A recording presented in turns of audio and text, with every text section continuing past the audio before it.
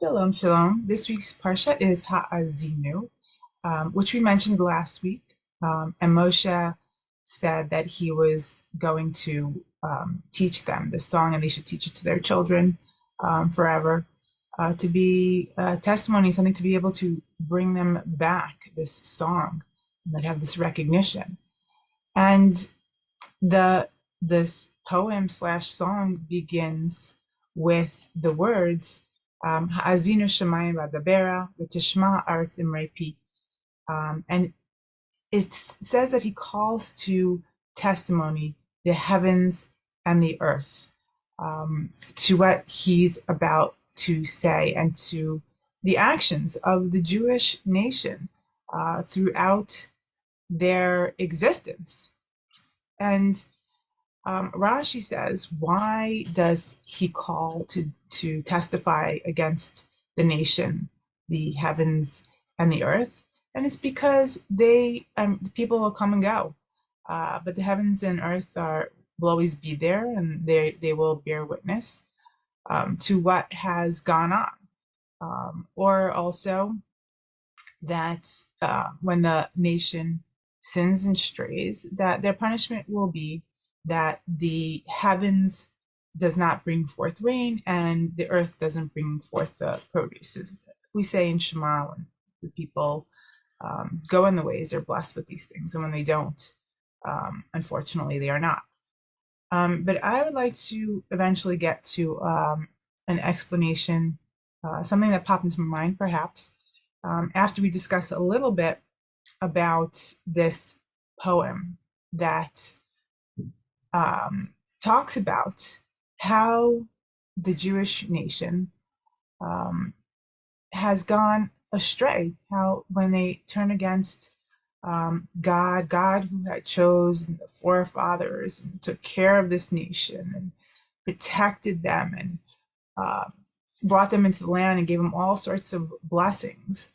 But the Jewish nation either chose to follow, have all things of futility, go off the path, follow things that weren't right, or they simply, as it says, they waxed fat, Yeshurun waxed fat and kicked, meaning God gave them all the blessings and they enjoyed everything there is to have. And a lot of times what happens is that people, their ego gets bloated along the way and they think this is theirs, this is something that will always be, it has nothing to do with God. They don't see God as bringing down his hand and giving forth the people. They think they've managed to produce this all on their own, and they start to deny God, deny God's existence. And of course, if one's going to deny his existence, they're going to deny his Torah, and they're not going to follow in his ways.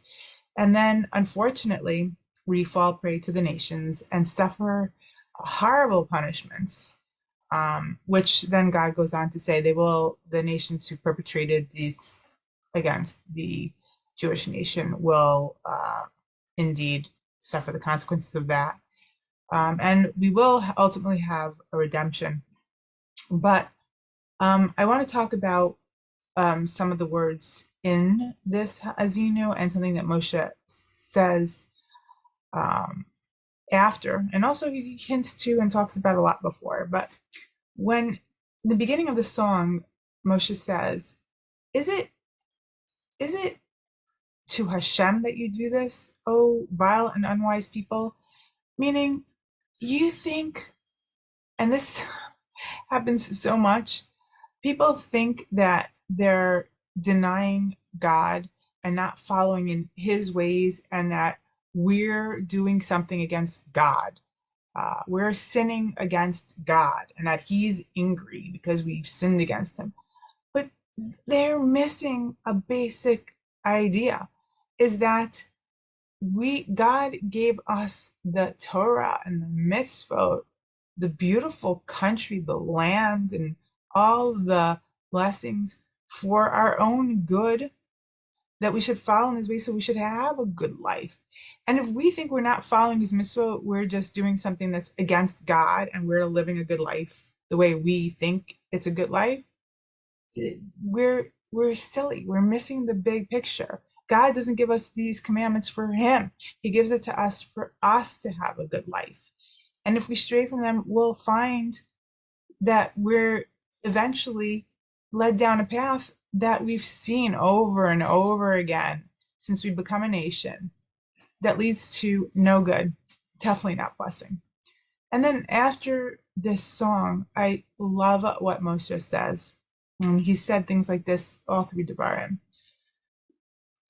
He says, Ki lo davar reku mikem, ki hu chayechem, u'davar hazeh ta'arichu yamim ala adama asher atem ovrim hayarden shama lo. So he says, it's not an empty thing for you. It is your life. And through this matter, you should prolong your days on the land which you crossed the Jordan to possess it. And what he is saying is, when he says, this is not lo davar reik mikem, this is not an empty thing from you. Mikem, what is he saying?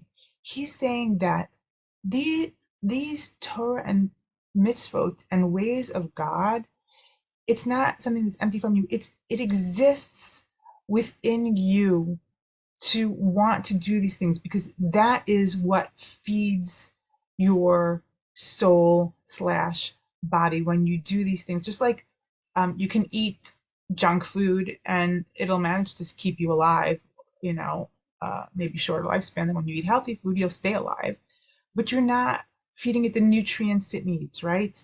And so too, like you can live a life devoid of Torah and mitzvot, but it's empty, like those empty calories that you eat just to eat food. It's empty.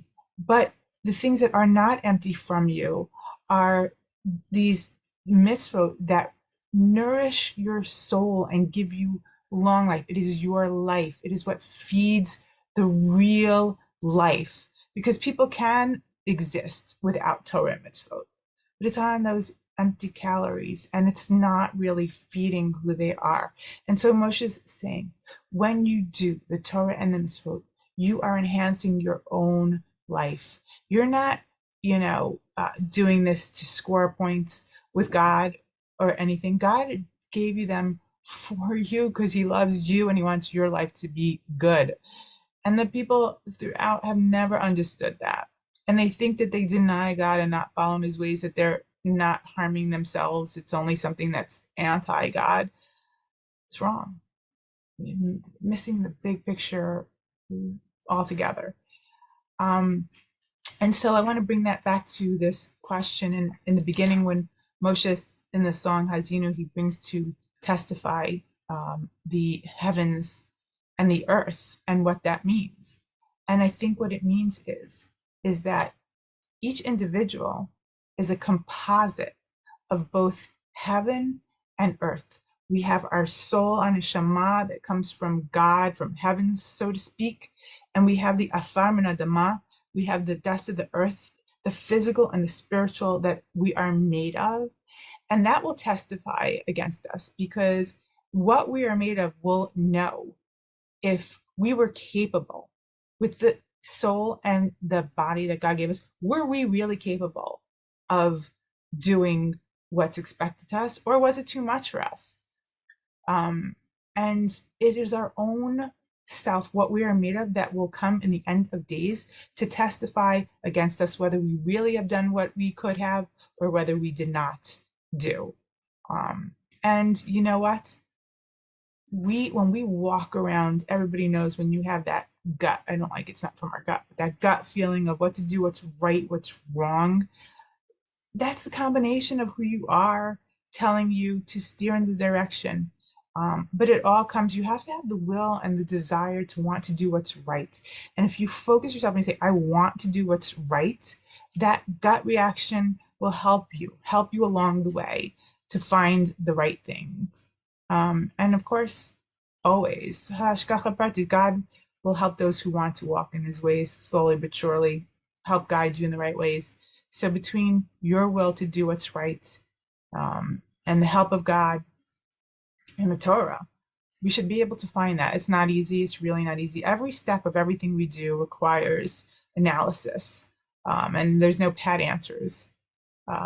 There never is. Even with the mitzvot, we need direction, we need guidance, we need help. But with all that, we can do it. We can succeed, and we can have a good life for ourselves. So Yom Kippur's over, and we're going into this time of Sukkot, which is a time of great joy.